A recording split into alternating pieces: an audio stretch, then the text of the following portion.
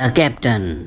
ये एक सच्ची कहानी है जो वर्ल्ड वॉर 2 खत्म होने के 2 हफ्ते पहले की है, जहां पर विली हैरल्ड नाम के एक जर्मन सिपाही को दिखाया जाता है जो आर्मी छोड़कर भाग रहा है। उसके पीछे कैप्टन जंकर और उसके सिपाही हैं जो विली को मारना चाहते हैं, पर विली एक पेड़ की जड़ के नीचे छुप जाता है जिससे उसकी जान बच जाती है। विली भूखा प्यासा यहाँ से आगे बढ़ता है जहाँ पर उसे एक दूसरा जर्मन सैनिक मिलता है जो उसी की तरह सेना को छोड़कर छुपा हुआ है। दरअसल इस वक्त में जर्मन सैनिकों को समझ में आ चुका है कि वो इस जंग में हार चुके हैं, इसीलिए कई सैनिक सेना को छोड़ चुके हैं और उन्हीं में से ये 2 भी होते हैं। रात को ये दोनों पासी के घर के दड़बे में अंडे चुराने के लिए जाते हैं, पर घर के लोग उठ जाते हैं, इसीलिए विली के साथी को मार देते हैं। दरअसल इस वक्त खाना पैसा हर चीज़ की कमी होती है, हर कोई एक दूसरे को लूट रहा है, इसीलिए इस वक्त में चोरी करने वाले को, लूटपाट करने वाले को सिर्फ मौत की सज़ा दी जाती है। जर्मनी जो पूरी दुनिया पर अपना कब्जा करना चाहता था, आज उसी के लोग अपने ही लोगों को मार रहे हैं। वहीं विली जो भूखा है, ठंड से बेहाल है, वो अपनी जान बचाने के लिए बस भटक रहा होता है। तभी उसे एक जीप दिखती है और जब वो जीप के अंदर देखता है तो वहाँ पर एक सूटकेस होता है जिसके अंदर एक जर्मन कैप्टन की वर्दी होती है, साथ ही कुछ फल भी। विली यहाँ पर फल खाता है और साथ ही जर्मन कैप्टन की वर्दी पहन लेता है। वर्दी पहनने के बाद उसे ऐसा एहसास होता है कि वो खुद ही कैप्टन है। तभी यहाँ पर एक जर्मन सिपाही आता है जो विली को कैप्टन समझ लेता है। वो कहता है कि आपकी गाड़ी ख़राब हो गई है, मैं इसे ठीक कर देता हूँ, और वो विली की जीप को स्टार्ट कर देता है। विली भी उससे उसके पेपर्स मांगता है। दरअसल विली यहाँ पर ऐसे बिहेव कर रहा होता है जैसे वो सच में एक जर्मन कैप्टन है। अब ये दोनों के दोनों इस जगह से निकल जाते हैं। रात को ये एक बार में पहुँचते हैं जहाँ पर सब कैप्टन की ड्रेस में विली को देखकर शांत हो जाते हैं।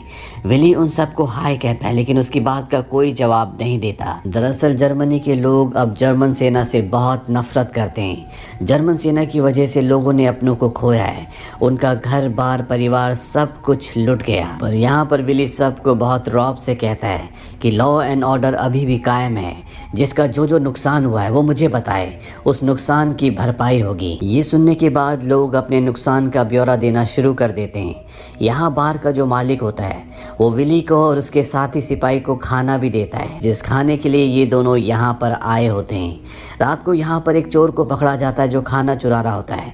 विली उसे गोली मार देता है। अगली सुबह ये दोनों के दोनों यहाँ से निकल जाते हैं और एक घर में पहुँचते हैं जहाँ पर 3 जर्मन सैनिक जो अपने ग्रुप से अलग हो चुके हैं वो घर वालों को परेशान कर रहे होते हैं। विली घर के अंदर पहुंचकर सैनिकों को ऐसा करने से मना करता है, साथ ही उन्हें यकीन दिलाता है कि वो एक जर्मन कैप्टन है जो किसी खास मिशन पर है और उसे और भी सैनिकों की ज़रूरत है।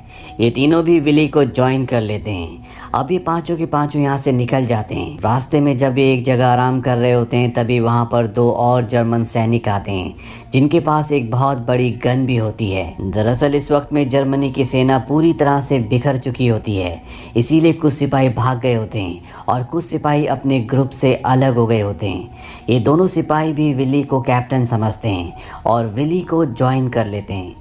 अब विली की गाड़ी में पेट्रोल खत्म हो जाता है, इसीलिए सभी सैनिक उसकी गाड़ी को खींचते हैं। पर तभी इनके पास इस एरिया की मिलिट्री की गाड़ी आती है जो इन सबको गन पॉइंट पर ले लेते हैं और एक एक करके सबके पेपर्स चेक करते हैं। और अब विली घबरा जाता है क्योंकि उसके पास उसके पेपर्स नहीं है, और जब उससे पेपर्स मांगे जाते हैं तो विली कहता है कि मैं ऐसे अपमान को कभी बर्दाश्त नहीं करूँगा, मैं एक कैप्टन हूँ। तभी इस टुकड़ी का जिन्होंने इन्हें घेरा हुआ है उसका कैप्टन आता है और विली से पूछता है कि मैं तुम्हारे पेपर्स चेक करना चाहता हूँ।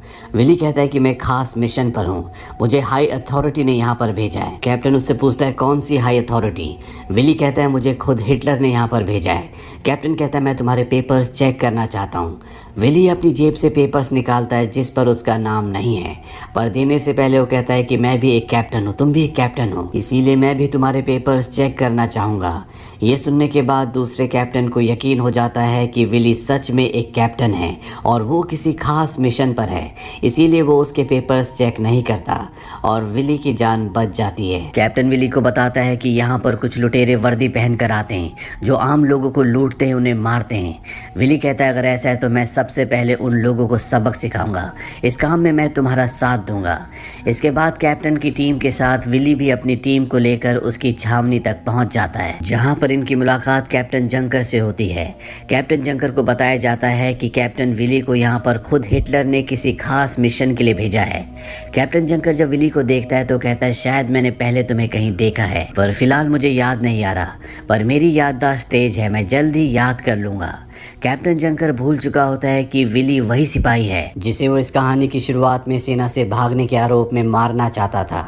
अब ये सब के सब एक प्रिजनर कैंप में पहुंचते हैं, जहां पर सभी गार्ड्स का लीडर, जिसका नाम कर्ल है, वो इनके पास आता है। उसे लगता है कि कैप्टन विली यहाँ पर सेना के सभी कैदियों का कोर्ट मार्शल करने के लिए आया है, लेकिन जंकर उसे बताता है कि हिटलर ने कैप्टन विली को यहाँ पर किसी खास मिशन के लिए भेजा है। कर्ल विली को बताता है कि सेना के सभी कैदियों से हम परेशान हो चुके हैं, ये बार बार यहाँ से भागते हैं। बाहर जाने के बाद ये लोगों को लूटते हैं, उन पर अत्याचार करते हैं, रेप करते हैं। इन्हें दोबारा पकड़ना बहुत मुश्किल है और जब तक कोर्ट से ऑर्डर नहीं आते हम इनके साथ कुछ भी नहीं कर सकते। इन कैदियों ने आम जनता को बहुत परेशान कर रखा है। हो सकता है कि ये यहाँ से भागकर दुश्मन सेना के साथ मिल भी जाएं। हमें इन सब को खत्म कर देना चाहिए। विली कहता है कि मैं शायद इसमें तुम्हारी मदद कर सकता हूँ, पर सबसे पहले मुझे कैदियों से मिलना होगा। जंकर अब इस जगह से चला जाता है और कर्ल विली को और उसके साथियों को उस जगह ले जाता है जहाँ पर उन कैदियों को बंद किया गया है जो जेल से भाग गए थे। कर्ल कहता है कि मैं वार्डन को बुला कर लाता हूँ। वो वार्डन को बुलाने के लिए चला जाता है। यहाँ पर विली के साथ जो उसका सिपाही होता है वो यहाँ पर कैदियों को बहुत बुरी तरह से मारता है, साथ ही उनके पैसे भी उनसे ले लेता है। वहीं कर्ल जब वापस विली के पास आता है, विली कहता है कि हम इन सभी कैदियों को ख़त्म कर देंगे। कर्ल अपने सिपाही को ऑर्डर देता है कि फिन्स के पास गड्ढा खुदवाओ, जहां हम इन कैदियों को मार कर दफना देंगे। ये इतने खतरनाक हैं कि ये कॉफिन भी डिजर्व नहीं करते। वहीं वार्डन देखता है कि फिन्स के पास गड्ढा खुदवाया जा रहा है। वो समझ जाता है कि कैदियों को मारने की तैयारी हो रही है, इसीलिए विली के पास जाता है। वो विली से कहता है कि मुझे जस्टिस डिपार्टमेंट से कोई भी ऑर्डर नहीं मिले कि हमें कैदियों को मारना है, नहीं मुझे तुम्हारे बारे में कोई इन्फॉर्मेशन मिली है।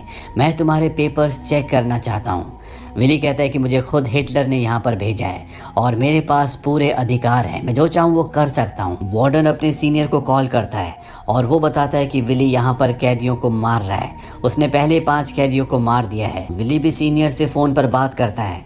वो कहता है कि जिन 5 कैदियों को मैंने मारा वो सब के सब अपराधी थे। हिटलर ने मुझे खास अधिकार दिए हैं और मैंने उन्हीं अधिकारों का इस्तेमाल किया है। इसके बाद वार्डन को बताया जाता है कि कल तक तुम्हें रुकना होगा, कल मैं खुद वहाँ पर आकर कैप्टन विली की इंक्वायरी करूंगा। वार्डन विली को कहता है कि कल तक तुम कुछ भी नहीं कर सकते। विली उस जगह से चला जाता है। इसके बाद कर्ल, जिसे विली पर पूरा विश्वास है, वो विली के हर एक फैसले से बहुत खुश है। वो जस्टिस डिपार्टमेंट के एक सीनियर को कॉल करता है और विली के साथ मिलकर उस सीनियर को विश्वास दिलाने में कामयाब हो जाता है कि विली को यहाँ पर हिटलर ने भेजा है और उसके पास खास पावर है। जस्टिस डिपार्टमेंट का वही सीनियर वार्डन को कॉल करता है और कहता है कि विली जो कर रहा है उसे करने दो, उसे हिटलर ने यहाँ पर भेजा है। इसके बाद विली और कमांडर 30 कैदियों को गड्ढे के अंदर भेजते हैं और उन 30 के 30 कैदियों को गोली मार दी जाती है। शाम को एक बार फिर से कैदियों को बाहर लाया जाता है और 30 कैदियों को दोबारा से गड्ढे के अंदर डाला जाता है और 30 और कैदियों को मार दिया जाता है। अब यहाँ पर गड्ढा भरने के लिए दूसरे कैदियों को कहा जाता है, पर वो साफ साफ मना कर देते हैं क्योंकि उन्हें पता है कि ये सब कुछ गलत हो रहा है। वहीं वार्डन को दिखाया जाता है जो इन सब चीज़ों से बहुत बेचैन होता है। उसे विली पर शक है क्योंकि उसने विली की पैंट देखी होती है जो कि उसके साइज की नहीं होती। वार्डन को पूरा विश्वास है कि विली यहाँ पर जो कुछ कर रहा है वो गैर कानूनी तरीके से कर रहा है। वो अपने सीनियर को कॉल करता है। उसका सीनियर कहता है कि जो कुछ तुम्हें लगता है वो सब कुछ मुझे रिटर्न में चाहिए। वार्डन अपने साथी को कहता है कि मुझे शहर जाना होगा, वैसे भी यहाँ पर मेरे हाथ में कोई भी पावर नहीं है। वार्डन यहाँ से शहर चला जाता है। वहीं विली को दिखाया जाता है जो आज खुश है, इसीलिए वो सबको पार्टी देता है। पार्टी में सब बहुत एंजॉय करते हैं, लेकिन यहाँ पर कुछ लोगों की आपस में लड़ाई हो जाती है। पार्टी खत्म होने के बाद विली जब बाहर आता है तो वो देखता है कि अभी भी कुछ कैदी बचे हुए हैं जिन्हें मारना बाकी है। विली उन सब के हाथ बांध देता है और उन्हें भागने के लिए कहता है, और जब वो भागते हैं तो विली पीछे से गोलियां चलाता है और उन सब को मार देता है। दरअसल विली ने आज जिन 90 कैदियों को मारा होता है वो जर्मन की सेना के वो सैनिक थे जिन्होंने सेना छोड़ दी थी और यहाँ से भागकर वो आम लोगों को लूटते थे, उन्हें परेशान करते थे, साथ ही मासूम लड़कियों की इज्जत के साथ भी खेलते थे। अब रात को यहाँ पर अलाइड की सेना इस कैंप पर हवाई हमला कर देती है जिससे लगभग सभी लोग मारे जाते हैं, पर विली और उसके कुछ साथी बच जाते हैं। बचे हुए साथियों को विली बड़ी बड़ी पोस्ट देता है और ये सब के सब अब शहर आ जाते हैं जहाँ पर विली और उसके साथी शहर में आम लोगों को लूटना शुरू कर देते हैं। वहीं पर एक होटल होता है जहाँ पर ये स्टे करते हैं। विली का एक साथी उसके साथ बदतमीजी करता है जिसे विली मौत की सजा सुनाता है, यानी कि विली ने अपनी खुद की एक अदालत भी बना ली है। अब अगली रात को होटल में आर्मी पुलिस छापा मारती है और विली और उसके सभी साथियों को पकड़ लेती है। इसके बाद विली के ऊपर मुकदमा चलाया जाता है, लेकिन जज विली को कोई सजा नहीं सुनाता।